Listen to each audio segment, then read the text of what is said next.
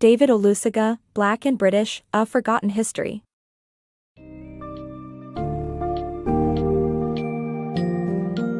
Get ready to embark on an insightful journey through the captivating pages of A Black and British, A Forgotten History, by David Olusoga.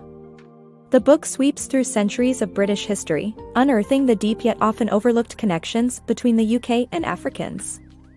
Discover the role of Britain in the Atlantic slave trade, its strategic slave fortresses in West Africa, and notable Black individuals who contributed to British history.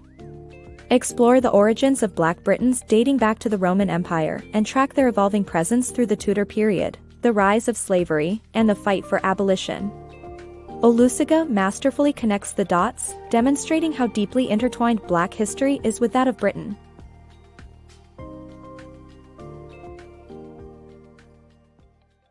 Unveiling Britain's Slavery Past. Bunce Island, situated at the mouth of Sierra Leone River in West Africa, was a pivotal location for Britain's involvement in the slave trade.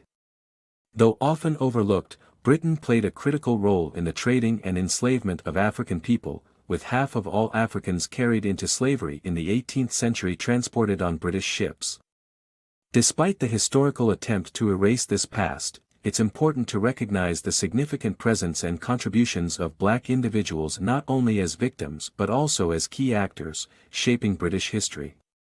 Bunce Island, at the entrance to the Sierra Leone River, houses the remnants of a fortress that was central to the British slave trade in Africa for over a century.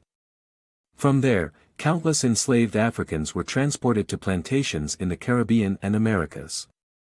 From 1618, when British slave trade began to escalate, until its abolition in 1807, Britain was the dominant slave-trading nation in the Atlantic. Astonishingly, half of all African slaves in the 18th century were carried away on British vessels. Britain's involvement in the slave trade is often overlooked or disregarded. Bunce Island itself had been forgotten for years until archaeologists rediscovered it in the 1970s, recognizing its significance as a major British slave fortress. Historian Joseph Opala referred to the site as the Pompeii of the Atlantic slave trade. Most British citizens remain more aware of American slavery than of their own nation's culpability. This skewed perception stems partly from the geographical distance between Britain and the West Indies, where British plantations operated in countries like Jamaica and Barbados. However, Black people were not exclusively victims of the British slave trade. They also stood as influential figures in vital moments of British history. Notably, for Africans accompanied explorer Francis Drake on his successful 1577 mission to circumnavigate the globe. Additionally, Drake formed an alliance with mixed-race Africans called Cimarrones in Panama, effectively outmaneuvering the Spanish forces. It is also worth mentioning that Admiral Lord Horatio Nelson, famous for defeating Napoleon's French fleet in 1805, commanded Black sailors during the Battle of Cape Trafalgar. Among Nelson's crew on his ship, HMS Victory, were 1 African and 6 West Indians. A brass relief on Nelson's column in central London even portrays a Black sailor standing alongside Nelson during his final moments at Cape Trafalgar. In conclusion, Black individuals have been essential to British history, both as victims of slavery and as influential contributors. Recognizing and honoring their stories is long overdue. Uncovering England's Black History. In the 1990s, historian Gretchen Jerzina was informed in a London bookshop that there were no Black people in England before 1945. This misinformation fueled her curiosity to investigate the presence of Africans in Britain's history. Contrary to that claim, the first Africans arrived in Britain in the 3rd century CE, during the Roman Empire's rule. Historical records refer to these African Roman subjects as Aurelian Moors, who served in the military at the northern garrison in Abilava, modern-day Cumbria. The 3rd century Britain saw more African residents like the Ivory Bengal Lady, found in York, whose remains and luxe burial offerings signified a woman of high social status. Radioisotope analysis in 2009 further confirmed her North African descent and migration through the empire, suggesting her connection to the Roman army. Another young woman known as Beachy Head, discovered in southern England, was also of sub-Saharan origin.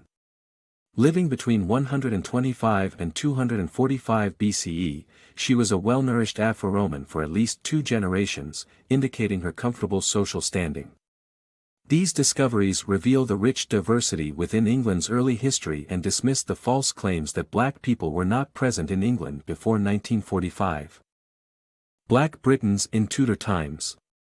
Throughout Tudor England, spanning from 1485 to 1603, historical records reveal limited perspectives on the lives of black individuals, many of whom were employed as domestic servants. Some, like John Blanqui, achieved elevated social status as royal appointees. The period's complexities surrounding race and social position are exhibited by William Shakespeare's multifaceted portrayal of Othello, a black Moorish general in his play. Leading up to the Atlantic slave trade, the era's nuanced perspectives on race would, unfortunately, become supplanted by prejudice and discrimination. During the Tudor period, our understanding of Black Britons' lives is minimal, with available historical records offering only scant insights.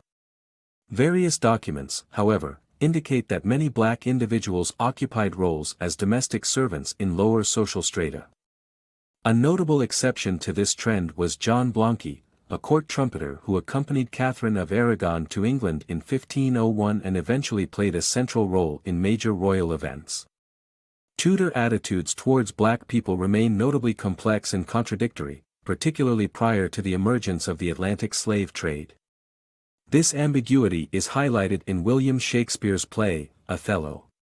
The drama's central character, a black general in the Venetian army, reflects the era's conflicting perspectives on race. Othello's portrayal encompasses both the Elizabethan fears surrounding his dark complexion and interracial relationships, as well as the empathy and nuance afforded to his character.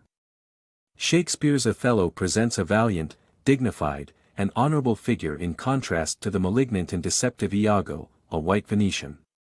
Unfortunately, as the slave trade ascended, the diverse perspectives and empathy demonstrated in works like Othello would wane, giving way to widespread prejudice.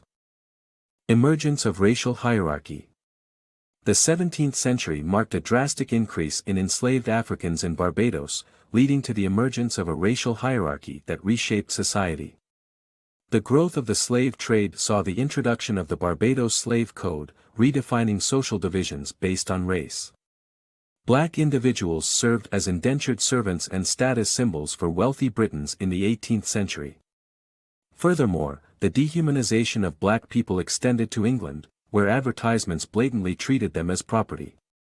In the early 17th century, Barbados had only around 200 enslaved Africans amongst a population of 6,000.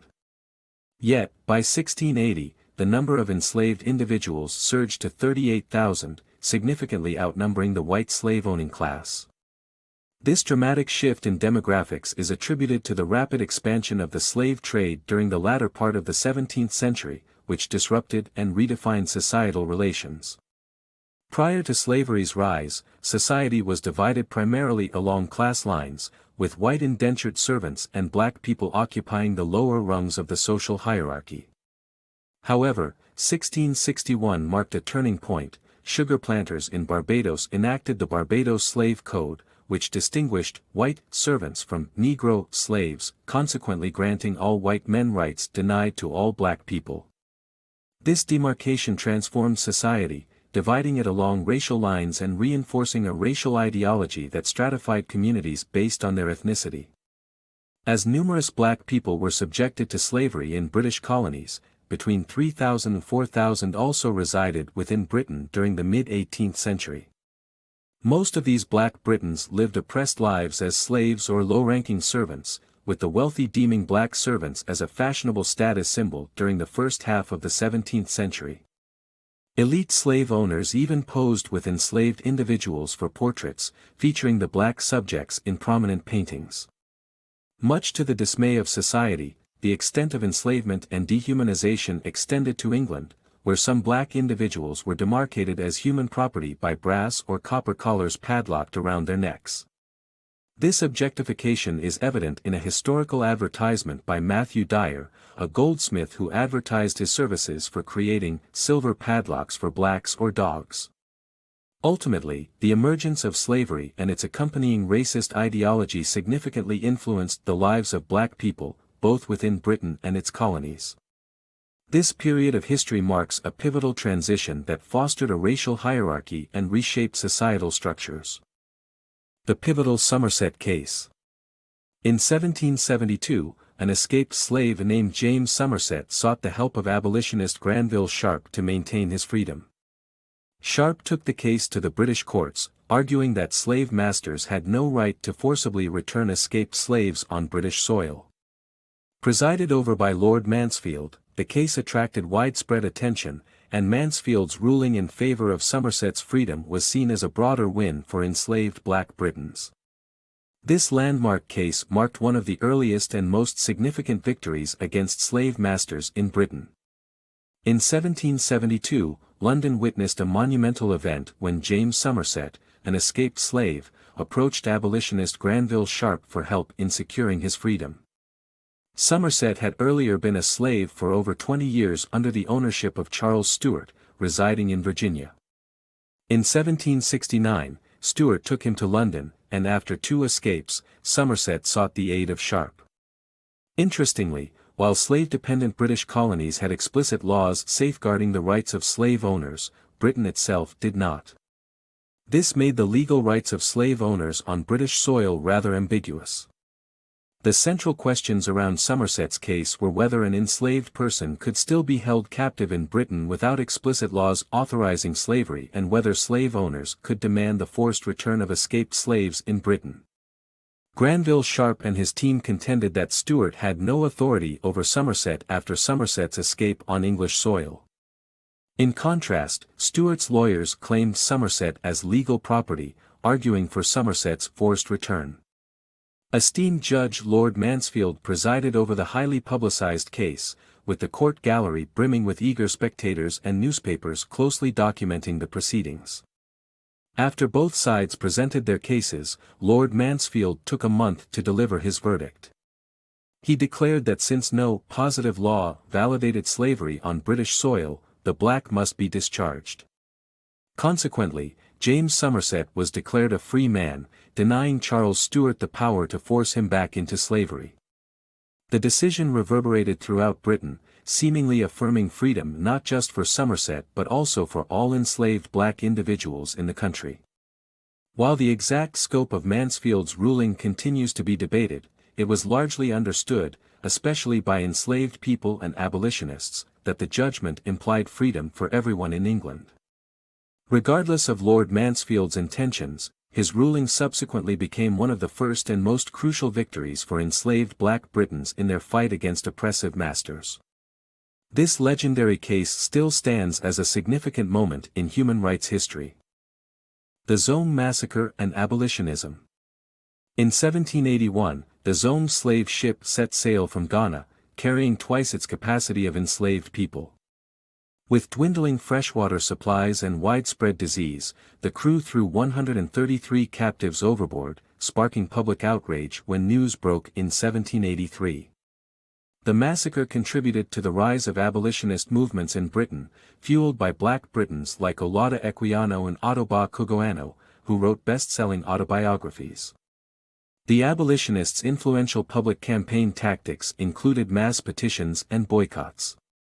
Their persistent efforts led to the Slave Trade Act of 1807, which officially ended the trade, followed by the Slavery Abolition Act in 1833, resulting in the emancipation of all slaves in British dominions by 1838. The ghastly tale of the Zong begins back in 1781 when it set sail from Accra, Ghana. Overloaded with 442 enslaved individuals, the vessel was carrying twice the number it was designed for. A series of navigational blunders extended the journey, resulting in dwindling freshwater supplies and rampant disease aboard. In a desperate attempt to save some of the enslaved and preserve the remaining supplies, the crew executed a horrifying act, casting 133 of the most vulnerable captives into the ocean. The appalling events remained unknown until 1783 when the ship's owners filed an insurance claim, demanding £30 for each captive thrown overboard. As the cold financial motives behind the massacre surfaced, public outrage grew. This gruesome tragedy, along with other harrowing accounts, played a crucial role in igniting the abolitionist movement in Britain. Initially driven by minority religious campaigns, the movement took formal shape in 1787 with the founding of the Society Affecting the Abolition of the Slave Trade. Among its members were 9 Quakers and evangelical Christians, including renowned abolitionist Granville Sharp. Black Britons played a vital role in the abolitionist movement. Formerly enslaved individuals Olaudah Equiano and Ottobah Cugoano penned gripping autobiographies that became bestsellers. They also formed the Sons of Africa, a collective of people subjected to or descended from enslaved individuals. Traveling across Britain, they shared their appalling experiences. Instrumental in the movement's success was their innovative use of mass petitions and boycotts. Between 1787 and 1792, they accumulated 1.5 million signatures against the abhorrent slave trade from a population of just 12 million while rallying against rum and sugar produced through slave labor. The unyielding dedication of black and white abolitionists culminated in the 1807 passage of the Slave Trade Act, officially ending the sinister trade. However, their work was far from done. Amid continued activism, the Slavery Abolition Act came into being in 1833, and by 1838, all enslaved individuals in British dominions were finally granted freedom. Cotton gin's unforeseen consequences. The cotton gin, invented in 1792 by Eli Whitney, revolutionized cotton production by speeding up the separation of seeds and fibers. Ironically, this invention revitalized the dwindling practice of American cotton slavery, giving it new life. The expanding cotton industry strengthened connections between American slave owners and British manufacturers, making them partners in profit. When the American Civil War began in 1861, Britain's economic dependence on American cotton positioned them to favor the Confederacy, even with their own anti-slavery history. Ultimately, the Emancipation Proclamation in 1863 helped Britain align itself with the Union, supporting the struggle against slavery and reaffirming their abolitionist stance. In 1792, Eli Whitney, a Savannah, Georgia schoolteacher, invented a machine that dramatically streamlined cotton production. The cotton gin reduced the time it took to separate seeds from cotton fiber by a factor of 8, revolutionizing the cotton harvesting process that had been painstakingly done by hand. Whitney's invention marked a turning point for American cotton slavery, which had been expected to decline slowly. The efficiency of the cotton gin sparked the growth of cotton cultivation in the southern United States, particularly in Louisiana, Alabama, and the Carolinas. Consequently, the demand for slave labor surged in these regions. The booming cotton industry created a profitable partnership between American slave owners and British manufacturers. During the Industrial Revolution, British towns like Manchester and Lancashire flourished due to their cotton manufacturing industries. American-grown cotton fueled their growth, with the U.S. supplying up to 97% of Britain's cotton imports. However, when the American Civil War erupted in 1861, Britain found itself in a moral and economic conundrum. More than half a century after abolishing the slave trade and 3 decades post-slavery abolition, Britain's reliance on cotton from American plantations kept it entrenched in a slavery-driven economy. The war devastated Britain's cotton industry, leaving up to 70% of its workforce unemployed by 1862 due to cultivation disruptions in the American South. The crisis led many British manufacturing cities like Liverpool to support the Southern Confederacy, despite Britain's anti-slavery history. The British government itself remained neutral, declining to support President Abraham Lincoln's pro-Union forces against the Confederacy. Everything changed when Lincoln issued the Emancipation Proclamation on January 1, 1863, which freed all enslaved people in America. The proclamation reframed the Civil War as a battle against slavery, helping Britain realign its position toward the North. This shift demonstrated Britain's commitment to their abolitionist mission and contributed to the ultimate defeat of slavery in the United States. The Scramble for Africa. The year 1884 marked a turning point in the history of Africa, as the Berlin Conference set in motion the Scramble for Africa. During this period, European nations, led by Britain, aggressively expanded their territories across the continent. Technological advancements, medicine, and military weapons enabled Europeans to explore and conquer African lands. This rapid colonialism was intertwined with the emergence of social Darwinism, which was used to justify the subjugation of African peoples. The popularity of human zoos during this era exemplifies this disturbing trend. Colonialism exploited and dominated Africa, establishing a tumultuous relationship between Britain and the African continent. In 1884, an anti-slavery jubilee took place in London to commemorate 50 years since the abolition of British slavery. However, across Europe, the Berlin Conference of the same year launched what came to be known as the Scramble for Africa. European nations, including Britain, Germany, France, and Belgium, participated in dividing and colonizing the African continent, without any involvement from African representatives. This scramble led to significant changes in the distribution of power and jurisdiction over Africa. Prior to the scramble, in 1870, Africans ruled over 90% of their own land, while Europeans only controlled 10%. However, by 1900, these numbers had drastically flipped. Europeans held 90% of African territory, with Britain being the most successful at claiming land. Consequently, by the turn of the century, an estimated 45 million Africans had become British subjects. Europe's rapid expansion into Africa was made possible by technological and scientific advancements. Shallow-drafted, steam-powered riverboats allowed Europeans to navigate deep into the African interior. Medical advances, such as the development of quinine, enabled Europeans to survive in tropical regions by preventing diseases like malaria.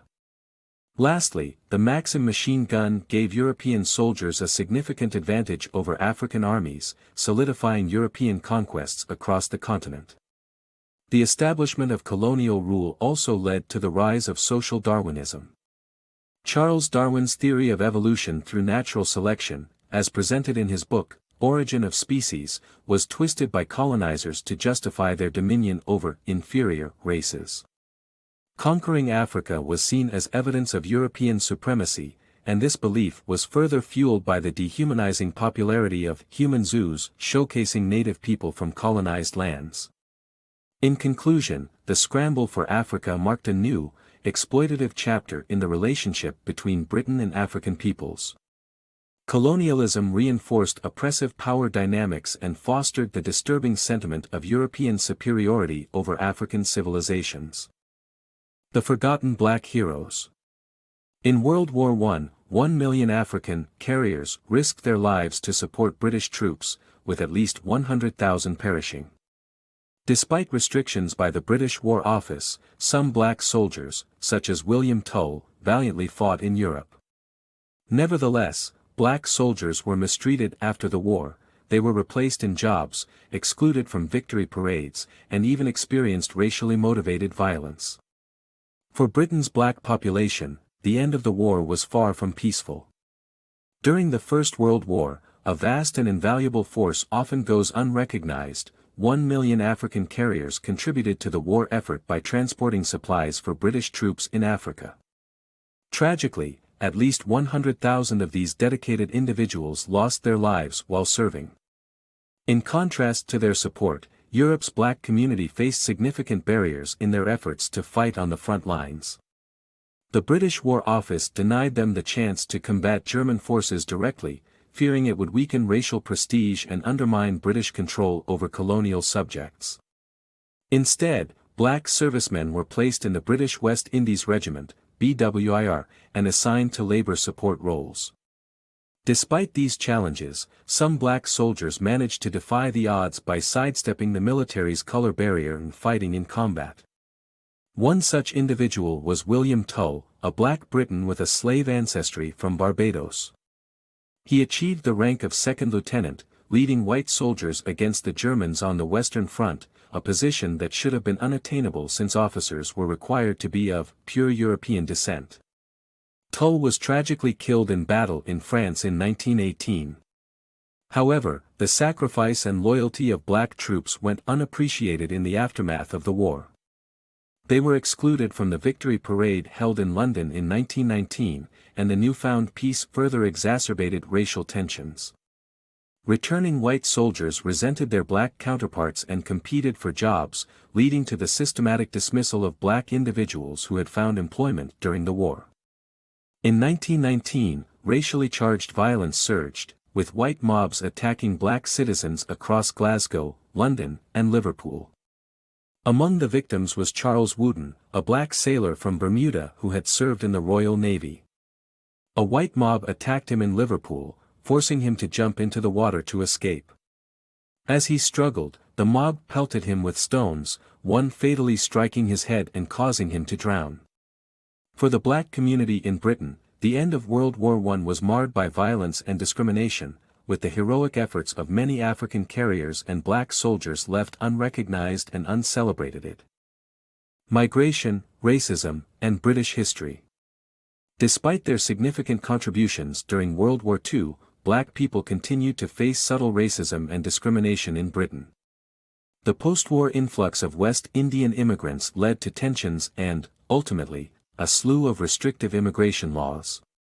The discrimination and oversimplification of black people's role in British history often ignored their long-standing and complex relationship.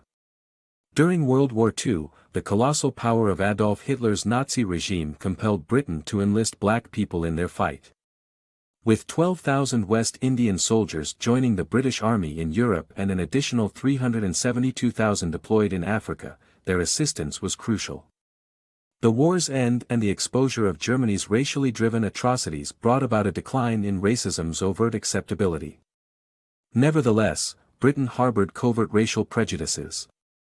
While Britain experienced a massive worker shortage after the war, the government hesitated to open its doors for black workers from the colonies. However, the need for economic opportunities and external factors like Jamaica's devastating hurricane in 1951 propelled many to migrate to Britain. The 1948 arrival of the Empire Windrush ship symbolized the start of a migration boom from the West Indies throughout the following decade. By 1956, the annual influx of West Indians had surged to 56,000. Unfortunately, this growth in migration fueled racial tensions. In 1958, violence erupted in Nottingham when white bar patrons protested a black man sitting with a white woman. Similar clashes occurred in London's Notting Hill, where white mobs targeted black individuals and their homes. Even though black people were predominantly the victims, these incidents were labeled as riots and wrongfully placed blame on the migrants. Politicians exploited these events to advocate for immigration control, and Parliament responded with the Commonwealth Immigrants Act of 1962, which restricted immigration considerably. Additional limitations were introduced in 1968 and 1971. Media portrayals of immigration supported these policies. For instance, Margaret Thatcher used a 1978 interview to claim that Britain was being swamped by immigrants, despite them only comprising 4% of the population. Such reductive narratives obscured the deep and intricate connections between black people and Britain, which have been shaped by historical injustices like slavery and colonialism. The skewed portrayal of black individuals as an alien horde dismisses their essential contributions and enduring bonds to British society.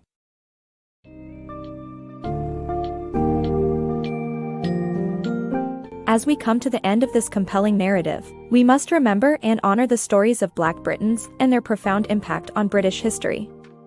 From their presence in the Roman Empire to their struggles and victories in the fight for abolition, Black people have faced both triumph and adversity in Britain. Furthermore, as the effects of colonialism, wars, and migration shaped British society, the experiences and challenges faced by Black Britons must not be forgotten. Black and British, A Forgotten History, serves as a crucial reminder of the significant role Black people have played in British history and highlights the importance of acknowledging and embracing their stories.